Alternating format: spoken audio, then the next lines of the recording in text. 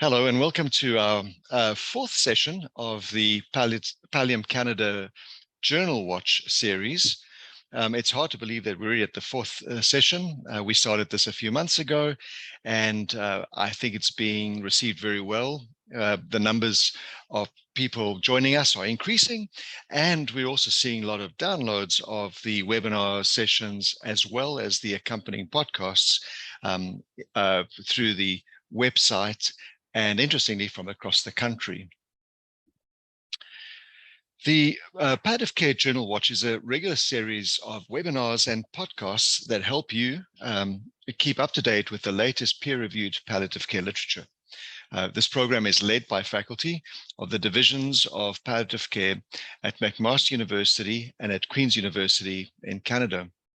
We regularly monitor about 20 journals and identify papers that either challenge us to think differently about a topic in palliative care or confirm our current practices.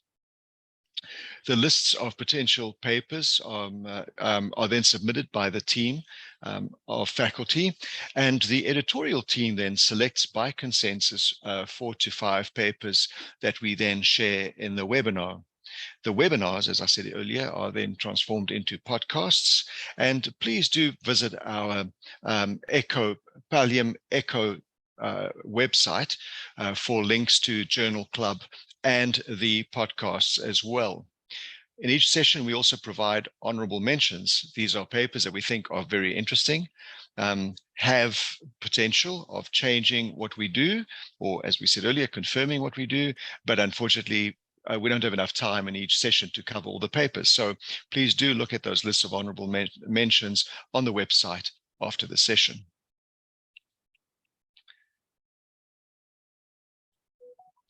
The Journal Watch program is part of the Palliative Care ECHO project, which is supported by a financial contribution from Health Canada.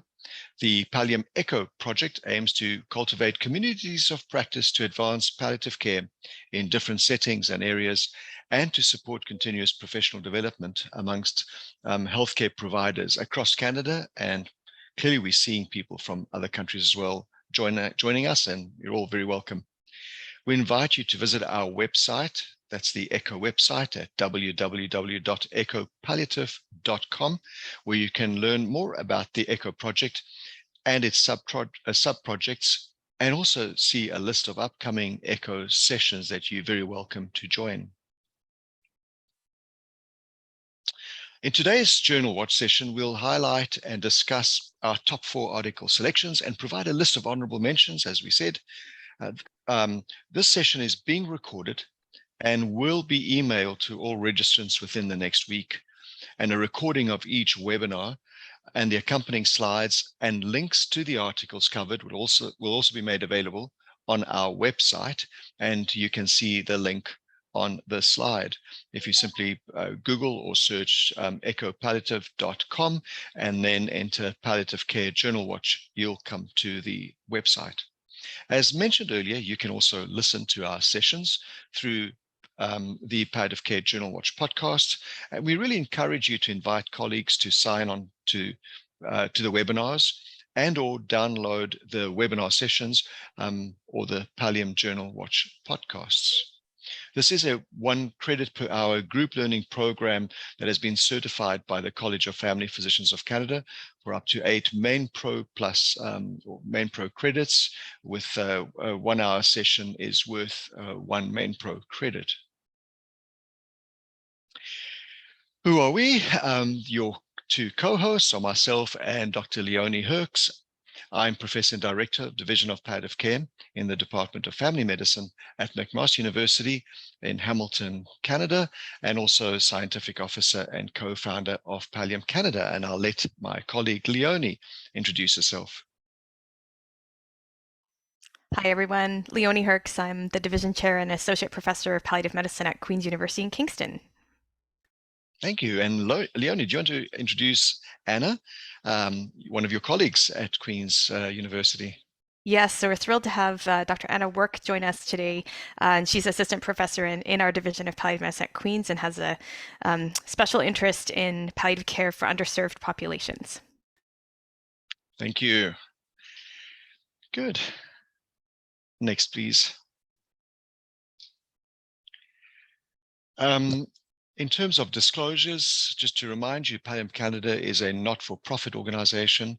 Over the years, we've been funded largely by Health Canada and also by wonderful contributions from other organizations, including the Canadian Medical Association. This particular program within Palliative Canada, the Journal Watch, is part of the ECHO program, which is funded by Health Canada. I receive a stipend as scientific officer from Palliative Canada, and Leonie and Anna have no conflicts of interest to declare. And just to let you know that the scientific planning committee of this session, so the editorial group and the editorial team, had complete independent control over the content of this presentation. Next, please. So today's articles, there are actually 5 articles. 2 we've clumped together, and I'll come to that very shortly, but they cover an interesting spectrum of topics. We start off by looking at palliative care from the public health lens, and Anna will take us through that. We then found a very interesting paper on palliative care and experiences of people in prison, and we thought that it'd be important to highlight that population. The 3rd and 4th papers go together, and they address the topic of the use of opioids in situations where a patient has hemodynamic instability. So specifically addressing the concerns that people often have, that healthcare professionals have, especially those who work in intensive care programs, about providing patients with opioids. And then the last one looks at existential suffering.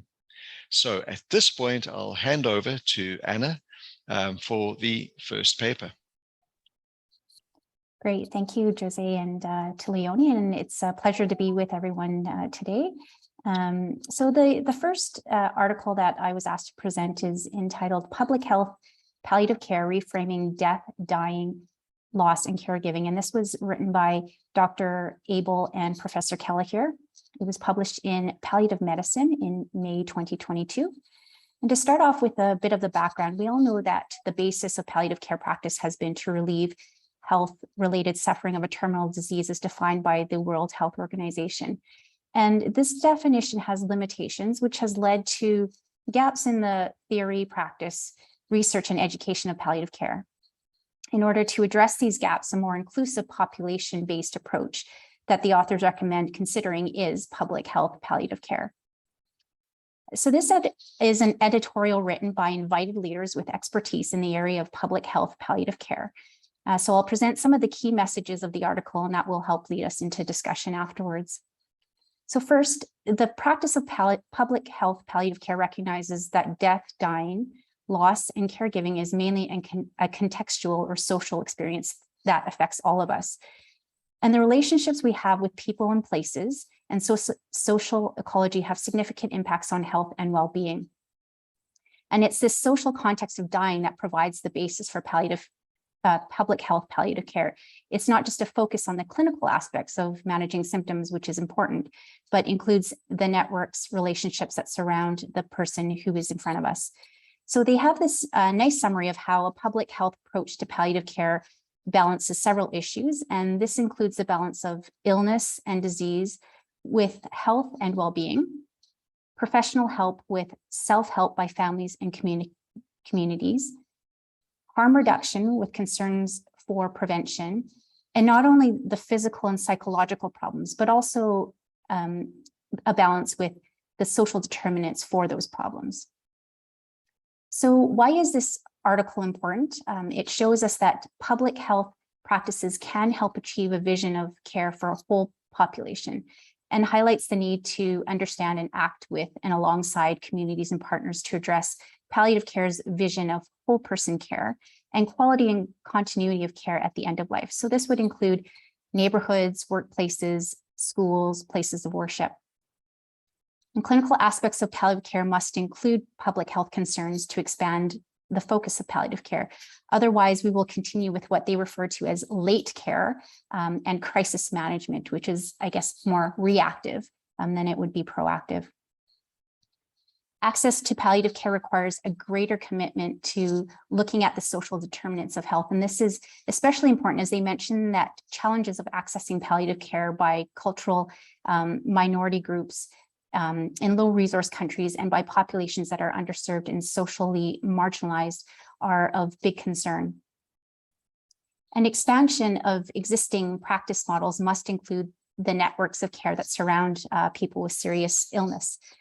As sort of discussed earlier, is that we need to be looking not just at the patient, but also those people and networks that are around the patient. And these include people who care for them, as well as who are also grieving. And this can have a lasting impact on their own grief and also their health and well-being long after the patient has died. And looking forward to the next steps, developing care models to serve human diversity requires decentering of usual clinical and research ways and consideration of methodologies that assess the social context of palliative care and broader impacts of public health palliative care practice. And so we're asked to re-examine what interdisciplinary means in research. And that includes social sciences, health promotions, public health ethics, social policy, and cultural studies. Can we actually bring those into our research as well? Strengths and limitations. The authors are leading experts in this field, and they encourage an emerging way of looking at palliative care and moving from only considering a narrow basic fundamentals way of looking at things and to include an expansion or a redesign. Again, the limitations are that this is just, it is an editorial. It's not sort of the typical evidence-based research study that we look for. And we may think it's easier said than done, but it's something that needs to be said. And I think overall this article does so in an eloquent way, and it encourages us to reflect and examine how we currently provide palliative care. So we just wanted to kind of open it up for a discussion at this time.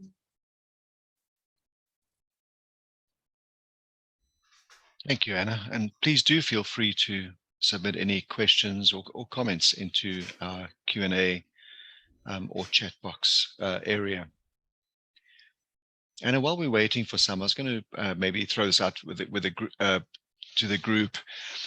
I find it very interesting looking at the development of palliative care services from the lens of public health, because the way I see it or interpret it, the strengths of it is that the goal is that everyone has equal access to palliative care when they need it.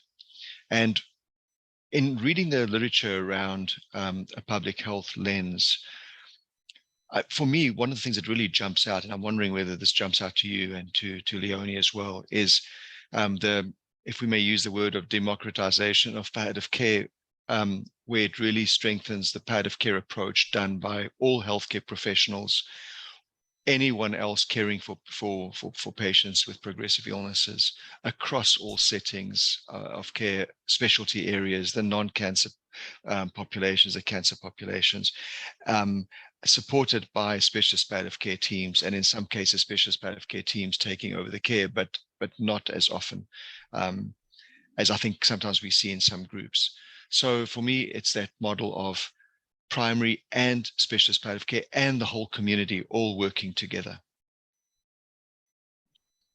Yeah, no, I agree. I think it comes back to that idea of palliative care is everybody's responsibility. And people, not only healthcare professionals, but the people who interact closely with patients to come alongside and journey with them. And I think, there are a lot of unsung heroes around us in our neighborhoods and communities who are there, who are present with the people and may actually provide more meaningful, in a sense, palliative care than perhaps professionals could with our medical or clinical focus and lens. Thanks. And I'll just add, I think I learned this term from you, José, but really we're talking about a collaborative approach to care. And that includes collaboration, as you've said, Anna, with our members of the community and every person that's as part of that person's life, healthcare professionals as well as friends and family. I'm eager to get to the Q&A. I see quite a few comments in here, so if I may, I'll start with a question from Mary Ann Shantz. She comments that she sees the public health approach to palliative care as pushing for the demedicalization of death and dying, similar to the natural birth movement in the 1970s. So how do healthcare professionals partner in this? And I'm curious to get your thoughts on that. Thanks for the question. I think that's really important. I think, again, this is sort of historically, again, we think about, with palliative care, how it started is just people coming, again, alongside of people and journeying with them. And I think, just as in this article suggests, that we have to look beyond just ourselves as a healthcare team and actually involving, and as you say, collaborate with the people who actually come alongside their family members or friends or loved ones. And it may not be family per se, but it's who they consider their family or friends that can actually provide the best support. And I think we have to encourage that and remember to bring in these people as well that are important to the patients that we're caring for. Thanks, Anna. I think the word that stuck out to me in the article and that you've spoken to as well is that it's a social movement. Like it's not, dying and death has been over medicalized, but it's actually part of our social fabric, and trying to get back to that is what I see the compassionate communities effort, which is one of these community responses to public health approach to palliative care, as we have an attendee comment on that as well. I'm going to be a bit provocative here. And I think probably it depends on how one interprets the word medicalization. And it's absolutely true. Right across or many countries, we're seeing over-treatment, if I may use the word futile treatment many times, and that's what's often referred to as the medicalization. But I've always had the concern that we do these pendulum shifts from one extreme to the other extreme, and the medicalization, I think, went to one extreme, and that is just the medical aspects of it. But I think, in defense of the medical field, we need to really encourage and teach healthcare professionals to see patients as whole persons, not just a diagnosis, but people with their own stories, their wishes, their contexts, their stories, and make sure that we also include this society, the communities, and my fear is that we then go to another end of the pendulum again, where the medical aspects of it are then also not included. So I'm hoping that we can really, through this public health lens, get that holistic, complete approach with all aspects. That's the social, the medical, the psychological, the social, the spiritual, all coming together.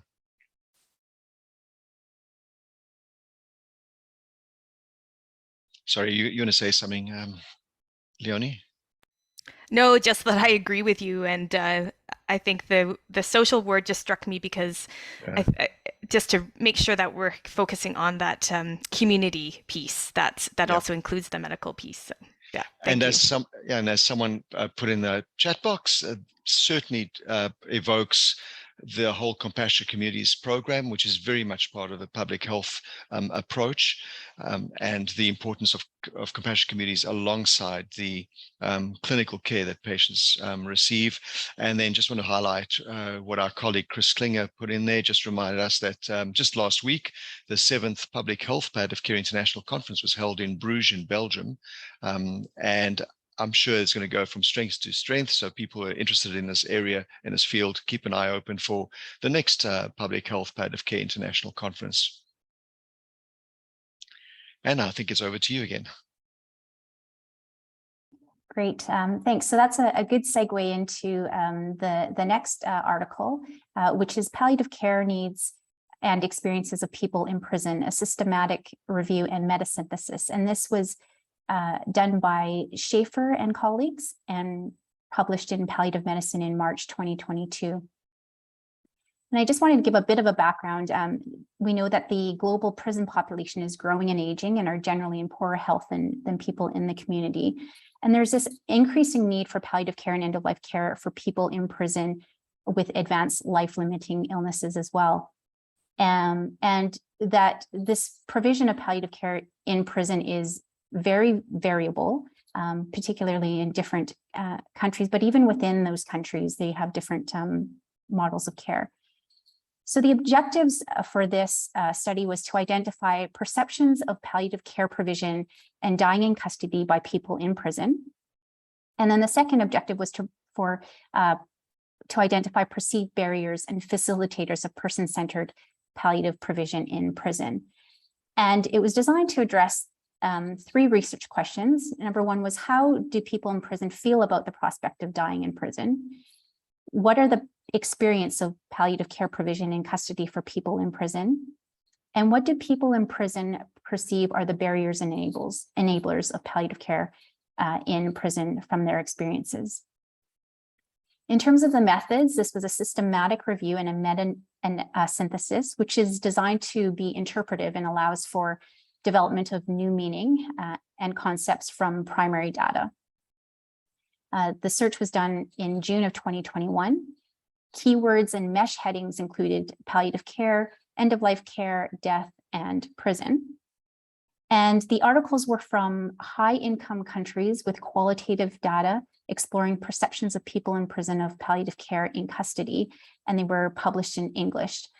They adopted a broad definition of palliative care as being the physical, psychological, social, and spiritual care that people are likely to die in the next 12 months may need in the within months and days to weeks. The extracted data was related to responses provided only by those experiencing incarceration. The results identified 2,193 articles, with one additional one that was found by hand searching, and at the end of it, 12 were included, and these were published between 2005 and 2018. The experience of people in prison regarding palliative care had two main themes. The first was expectations versus experiences of palliative care. And this included expectations of equitable palliative and supportive care, being able to build a connection with clinicians in prison, differentiation between just and unjust punishment. And this looked at the idea of human rights and dignity and restrictions that healthcare played in terms of adding to unfair punishment. And capacity to make choices is severely limited. And then the second theme that came out of this was prison context complicates access to and provision of palliative care. And under this, they found that physical environment complicates quality of care in terms of accessibility. And dying in prison adds complexity to mortality. And so this is really about how people are contemplating death and dying in the setting of prison and how they have lack of social supports. So people in prison expect to receive palliative care of the same quality and accessibility as in community. And they described that their expectations and their experiences did not reflect this. The prison environment can restrict access to palliative care, resulting in feelings of isolation and powerlessness. And why is this article important? So first of all, it highlights that people in prison who have palliative care needs think that life-limiting illness and death in prison is a further loss of liberty and punishment that goes beyond what is considered humane and dignified. And they believe that there's a limited capacity to provide respectful and dignified care at the end of life in custody. It also identifies a need to improve provision of evidence-based, person-centered palliative care in prisons globally by identifying area-specific best practice care strategies based on principles of palliative care. And it demonstrates that strategies to improve care should address systemic policy, organizational, and structural barriers in the prison system, and specifically designed for prison environment, so that they do receive adequate psychological, social, emotional, and physical support during end-of-life care. Some of the strengths and limitations. The strengths is that it is probably one of the first meta-synthesis, according to the authors, to integrate or interpret the data, and it's an attempt to fill a gap in the existing literature. It highlights important themes consistent across the settings. The limitations include that only high-income countries were articles were included, and half of them were actually from the United States. And provision of palliative care in prisons are variable, and so they aren't actually generalizable. The data analyzed also included reported quotes in the literature as opposed to the actual interview transcripts, and it doesn't take into account healthcare providers, corrections staff, or peer caregivers considerations. Also, the articles were published prior to COVID-19, and of course, we know the limitations that has had on care in general. And the articles did not provide participants with the definition of palliative care. So I'll leave it at that and maybe open it up for discussion. So I'll jump in if that's okay. So Ashley, I have a question for you, Anna. So in reading this paper, I know that you've been interested in this work and have been contributing to a national dialogue on palliative care needs for persons in prison, and are looking locally at program development into the federal penitentiary system. So I'm wondering, what are some of the barriers you've experienced and how they compare to what was presented in this article? Yeah, thanks, Leonie. Yes, it's been interesting actually working currently with mainly the federal prisons, and I think a lot of the issues that were highlighted in this article actually are consistent with what I see in lived experience, the limited experience that I've actually had so far. And you know, there are more aging. The population in prison is aging, and I think the tricky thing is about access to palliative care, equitable access. There are the physical restrictions as mentioned in this article, but also what are the models? The models that they looked at were from the United States, which include sort of peer support. And so if people aren't able to have end of life or palliative care, they have special sort of hospices within the prisons. And then you've got the UK model, which looks at their community colleagues to help support that, and trying to get people out for more sort of a compassionate release, or allowing people to spend the rest of their days, weeks, months, years outside the prison system. And then I think the Australian model, along with another country, had looked at more specialist palliative care. So people would have to actually be sent out to a tertiary environment. So I think the challenges are really recognizing that palliative care is important in these settings, and how the model, I guess, is going to be different. And even within the prison itself, there are different areas, and you know, you've got medium security and high risk and maximum security, and the barriers there are quite different from one another. So, I mean, I can talk about this forever, but I'll leave it at that.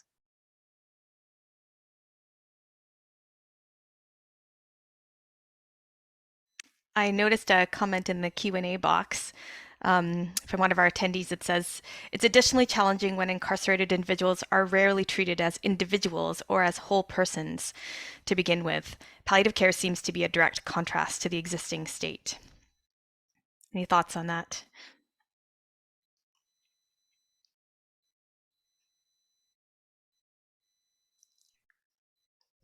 Yeah, I think it's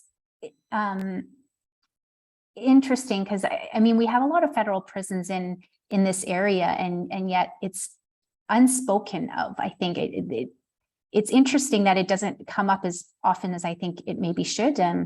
But yeah, I think again, even in the article, it talked about human dignity and human rights, and I think there can be arguments about whether or not people are receiving equitable access to, I mean, I think good care in general, not just palliative care. It's hard, I think, when people see in the media what people have done, and not treat people as human beings. So yeah, I think that is another barrier that we need to address as well.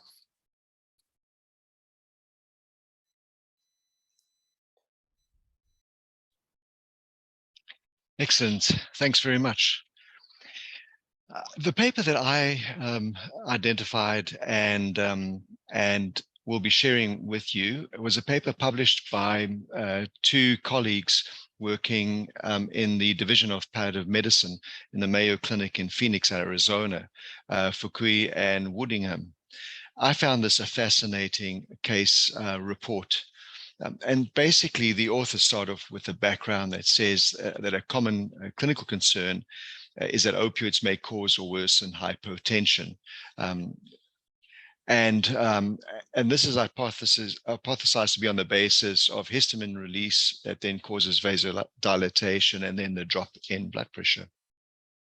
And the authors highlight that then very few, if any, guidelines on the use of opioids for patients with hemodynamic instability. So I thought of several examples over the years that I've helped care for, and often it's been in the intensive care unit where someone would not be clear that they are at the very end of life, but that there's a very high potential risk that they are at the end of life, requiring opioids. But there's a fear that if opioids are administered, they may become hemodynamically unstable and actually perhaps die from that, while the team is still trying to do treatments that are curative or with the goal of controlling the illness. And so over the years, I've seen a few cases where called into the ICU, patients in severe pain, but a fear to start opioids. And so that's why I found this paper very interesting. So this case report is about a 77-year-old woman who was hospitalized with end-stage renal disease, requiring long-term hemodialysis, diastolic heart failure, as well as psoriasis, which necessitated the treatment with methotrexate. And that resulted then in methotrexate-induced cirrhosis. She was admitted to hospital, and it turned out to be a really long stay with numerous complications that included ascites with draining of the ascites, infection of the abdomen in the form of a peritonitis, and septicemia. And then she started experiencing very, very severe pain in the legs, particularly in the thighs. And when they looked closer, they saw these lesions appearing, purple, reddish lesions. And then a diagnosis was made, facilitated by actually a CT scan, which they made as well, of calciphylaxis. So these calcium deposits in the subcutaneous tissues, resulting in necrosis and very, very severe pain. And we know calciphylaxis can cause very significant pain. The patient was started on oral oxycodone at 5 milligrams orally every 6 hours, only on an as-needed or PRN basis. And at the time, it was recorded that the attending physicians, they were not palliative care clinicians. I would presume they internists or critical care physicians, expressed concerns that continuing with the opioid would make her hemodynamically unstable. And it appears as though there was this big debate going on within that service about whether or not to use an opioid to treat this excruciating pain. And so they engaged the patient with goals of care discussions. It appears that they then provided basically two options to the patient. And the first one was a comfort-focused care approach in which the opioids would be administered, and from their viewpoint, their perception, that it could well cause hemodynamic instability and therefore accelerate death. The second was to continue dialysis and treatments directed at the disease, but no opioids. Obviously, without any analgesia, the patient would be experiencing excruciating pain. So they did call in at this point the palliative care team. And so the palliative care team arrived and sounds like offered a more sort of balanced approach, where they said, look, we do think this patient needs to be treated for the severe pain, and basically shared with the attending team that the opioids do not necessarily drop the blood pressure, and I'll come back to that.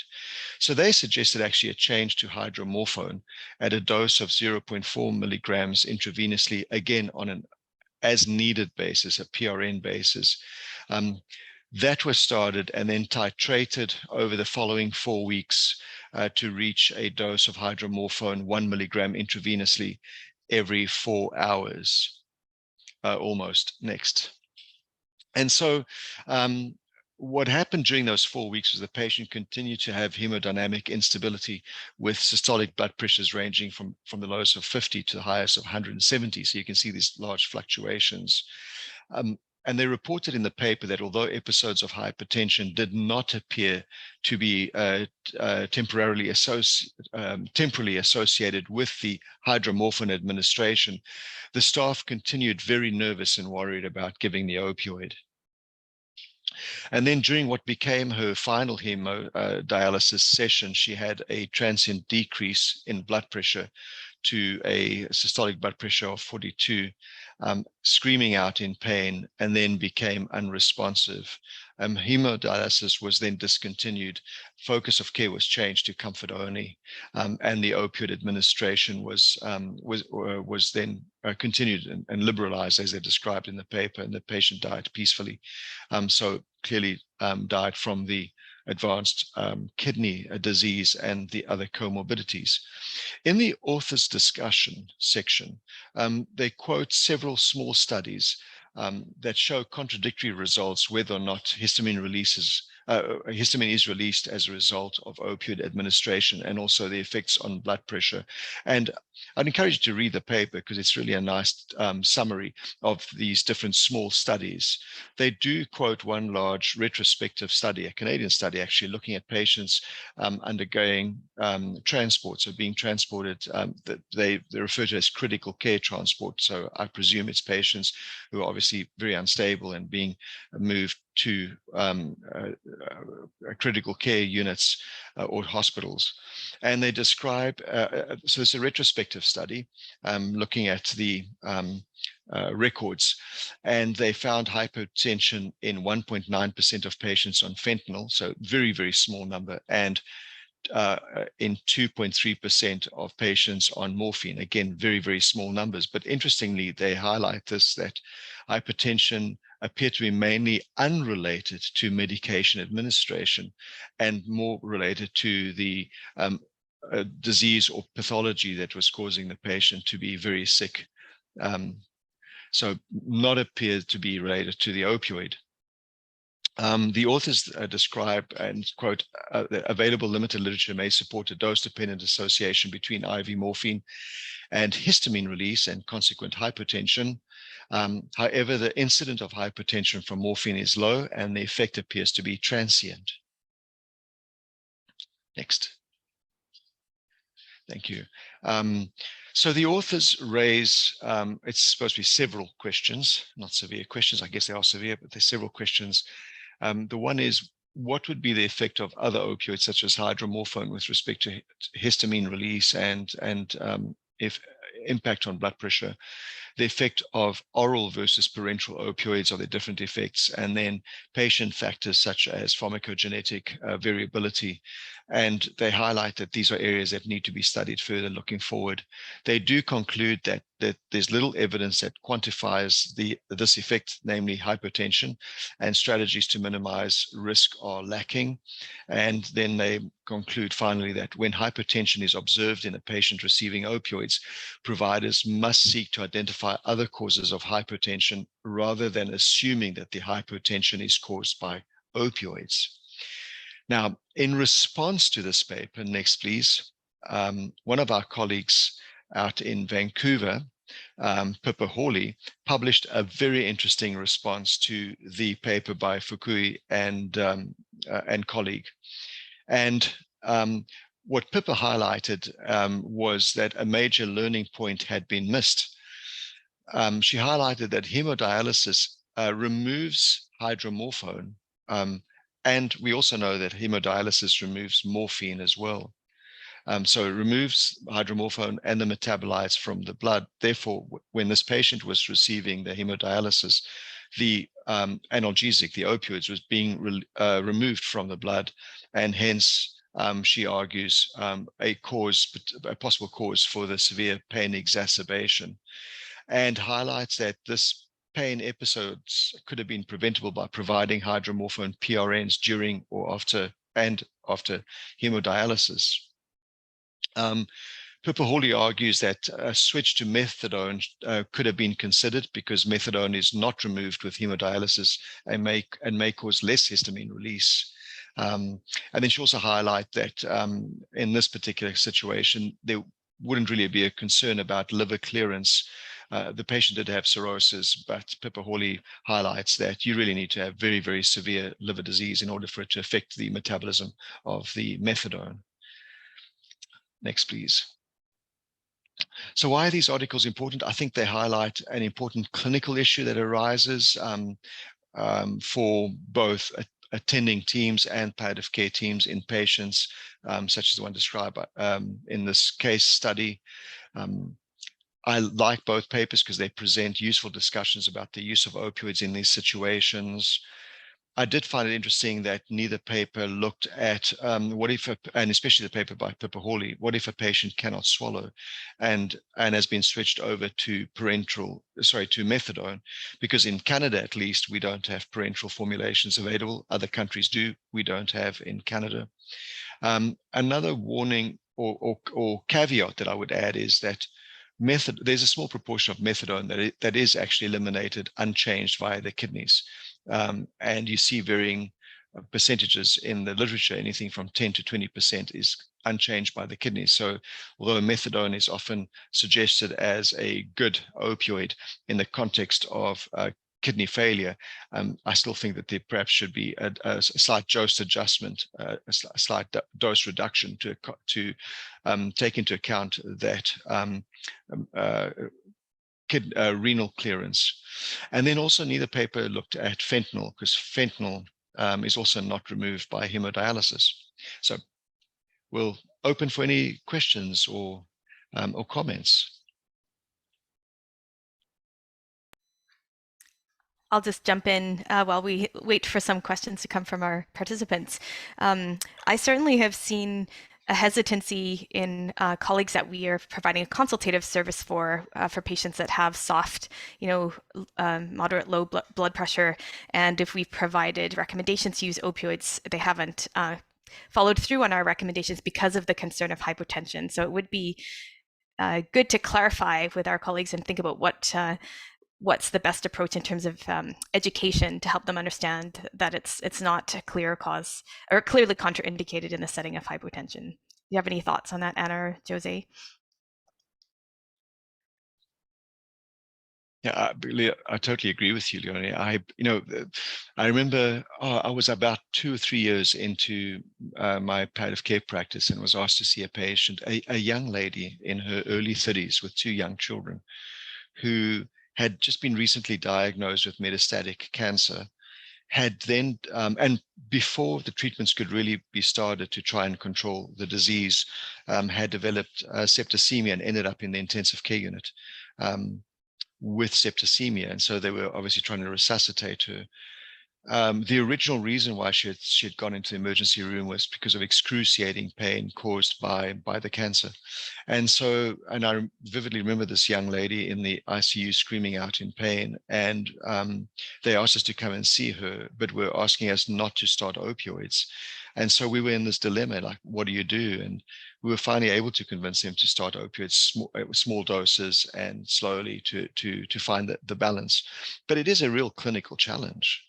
I'd love to see if any comments, anyone else who's got similar experiences or perhaps solutions or more insights on this on our webinar today.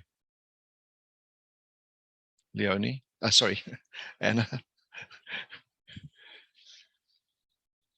Yeah, no, it's interesting some of the points you brought up, and I was just thinking even there's hesitancy, even like I also wondered about the fentanyl.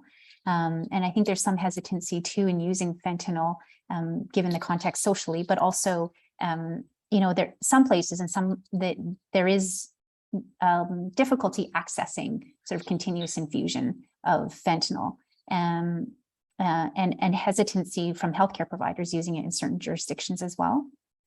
So, yeah, there are I think challenges in terms of sort of opioid phobia, so to speak, in different settings. Yeah. I think just by way of context, so with hemodialysis, you have these the machine, as it were, and then you've got this diaphragm, and the molecules that are larger in size literally are captured by that filter, so they are taken out of the blood system. Whereas medications with very, very small molecule sizes, such as fentanyl and methadone, are not captured by that filter.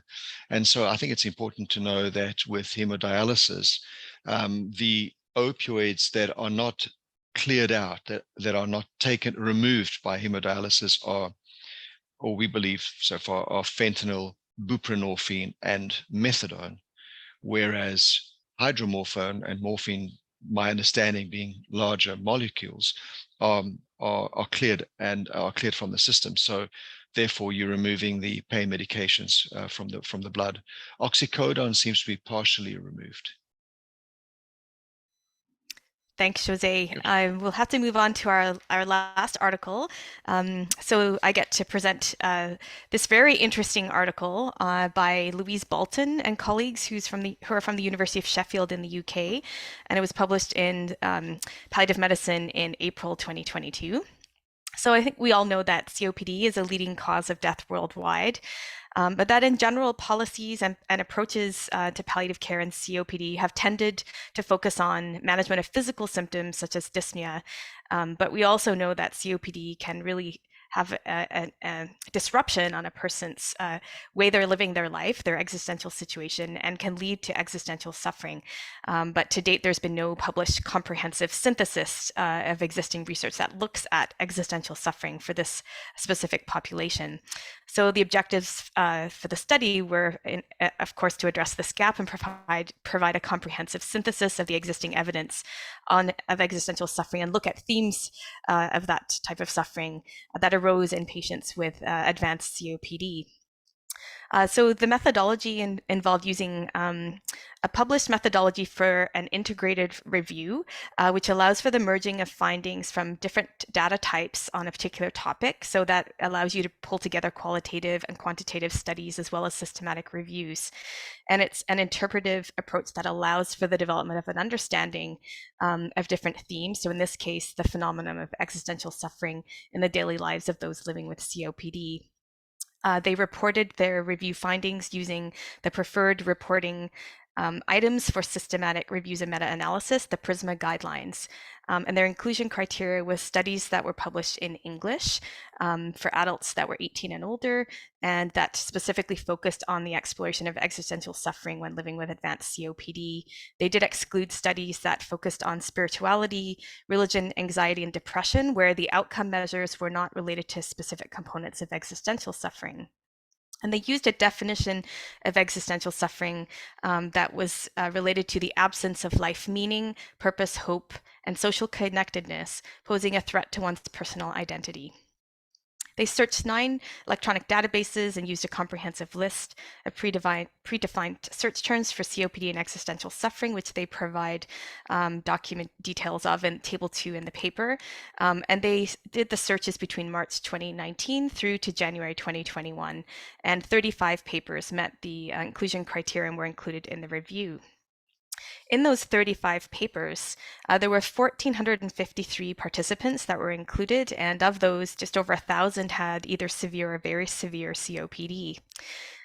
They provided a synthesis, basically, of the international evidence from those studies that looked at 5 themes they were able to glean from the reviews that impacted the lives of those persons living with COPD. And I'm just going to briefly go through the themes. So the first one was the concept of liminality, which is a feeling of living in a liminal space, which is really a sense of uncertainty and a continuous effort to process the reality of their new life with the limitations of how they experience their illness. It looked at feelings of loss and grief for their former selves, and uncertainty about their future self in the terms of how their COPD might progress. In 3 of the studies, they specifically looked at how these feelings of living in a liminal space hindered the patient's adaptation to their new life circumstances. The second theme was a feeling of lamented life, which encompasses thoughts of emptiness, hopelessness, worthlessness, and desolation that they describe living in a liminal state caused the person to experience sadness and hopelessness at their current situation and really being unable to identify how their life might be in the future. And of course, there was grief experienced about the loss of their former life, which led to a feeling of lack of purpose and feelings of worthlessness and low self-esteem. Of note, many of the studies noted that patients welcomed input from their healthcare professionals on how to facilitate interventions to address these feelings of worthlessness and low self-esteem. The third theme was loss of personal liberty. Participants were frustrated that they could no longer pursue hobbies and pleasurable life activities that used to give their life meaning and purpose, and restrictions due to their lack of ability to leave their home in particular seemed to have the greatest impact on that theme. The fourth theme was life meaning. Attitudes towards their illness were influenced by how participants adapted to their illness. Some were able to identify contributions to society that gave them an ongoing purpose. For example, they were a good mother or a good grandmother. Identity that wasn't taken away by their loss in physical functioning due to their illness, or they were able to maintain or discover hobbies within their physical limitations that allowed a sense of achievement. So really, and there was a very interesting sub-theme that came out of this one, which looked at the value and impact of interactions with healthcare professionals and access to supportive interventions that influence the life meaning. And then lastly was existential isolation. So the loss of intimate and sexual relations with partners, and the challenge of maintaining social relationships with limited opportunities to meet with friends outside of their home, some of which might be due to physical limitation with shortness of breath or fatigue, but also the social embarrassment that they experience with chronic cough and excessive sputum production. So these were just 5 of the kind of key themes that came out of the review. And I think if you go to the next slide, please, it really highlights areas of existential concern and the impact on the daily lives of those living with COPD, but how, as clinicians, we might be able to explore these domains when we're thinking about patient assessment and delivery of holistic, person-centered care. And the authors identified a need for a conceptual framework and further research to guide addressing existential well-being as part of this provision of holistic palliative care for those with advanced COPD. Some of the things I thought were interesting that they talked about in the discussion was, is there a relationship between these unaddressed feelings of meaningless and hopelessness in a desire to engage in treatment, to address symptom control and things like pulmonary rehabilitation, that we know lack of motivation and demoralization are associated, and is there any link between that and non-compliance in pulmonary rehab? So it opened up all kinds of new questions for me about how do we better understand the existential needs of persons living with COPD, and then how do we begin to address that in our clinical care. So just very briefly, I know time is coming short here, but only papers were published in English, and between 2019 to 2020, of course, there may be papers that were missed. And the integrative review methodology is both a strength and a limitation, because it can certainly bring together all different types of methodologies, but because of that, it may result in some reduced rigor and bias as well. So I'll leave it at that so we can have some discussion before we need to wrap up. Thank you. Thanks, Leonie. I'm looking at the Q&A.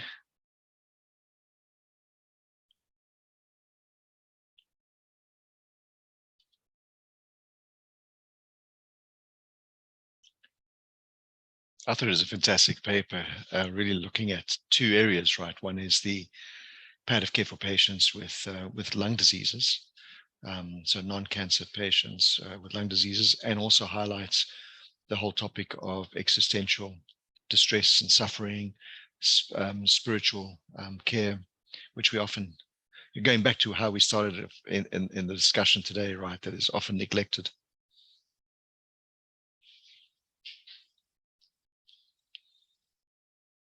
Anna, did you have any thoughts?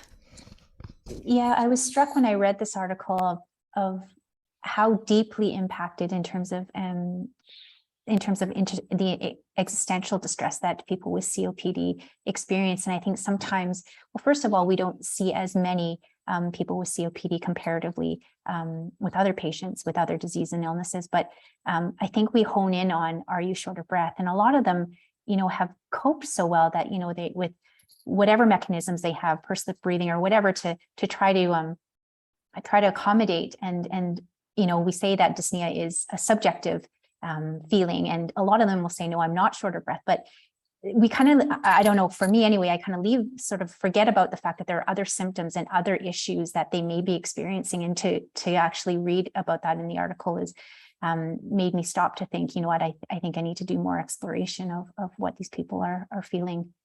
So yeah, it was good article. Yeah, the physical limitations, I do think about, but I hadn't really thought of the social implications and the coughing and the excess sputum and not being able to potentially leave your house to engage in those things that used to find meaning. And I think that was very eye-opening for me, just to reground me in a different way I can approach supporting some of these patients. And the conceptual framework that they came up with, I found very, very useful. It'll help me. I know it'll help me rethink this whole topic.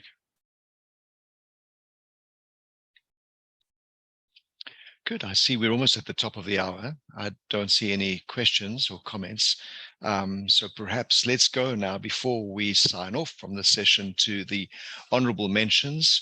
And there are 7 of them. The first one is a paper on clinicians' perceptions of collaborative palliative care delivery in chronic kidney disease. Again, so we see the theme of non-cancer popping up again. The next one is palliative care, patient-reported measures and outcomes in hospitalized patients with cirrhosis. There's a fascinating paper on permanent tunnel drainage of ascites in patients with palliative care needs. There is a paper on, it's a rapid review of end-of-life needs in the LGBTQ plus community and recommendations for clinicians. I think this is a must-read for everyone. There is a fascinating paper that helps us look into the future and all this new emerging medicine of targeted and individualized health and treatments. It's a paper on the pharmacovigilance in hospice palliative care, the net effect of amitriptyline or nortriptyline on neuropathic pain.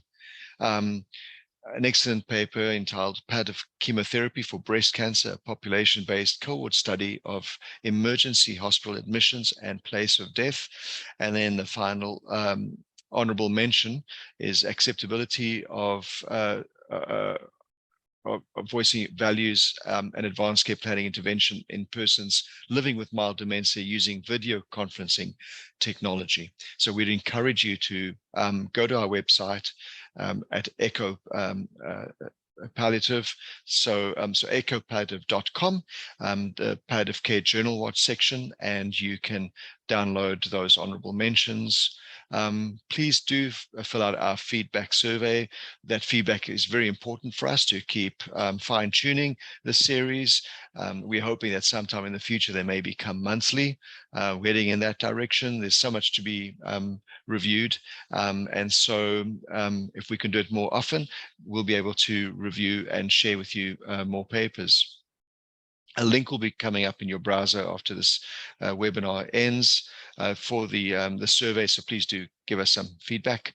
A recording of the webinar and a copy of the slides will be emailed to you as registrants, and recordings of the slides and links to the articles from our session are available on the website that I shared with you earlier.